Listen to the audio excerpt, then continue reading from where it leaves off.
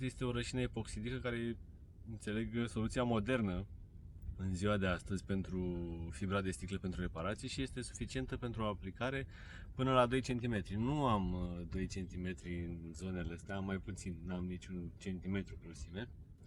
Ceea ce e bine, asta înseamnă că mă voi descurca. Cred că în zona asta unde îmi lipsește gel coat-ul, voi da niște gel coat și apoi voi lăsa să usuce și poate weekendul ăsta termin, nu știu.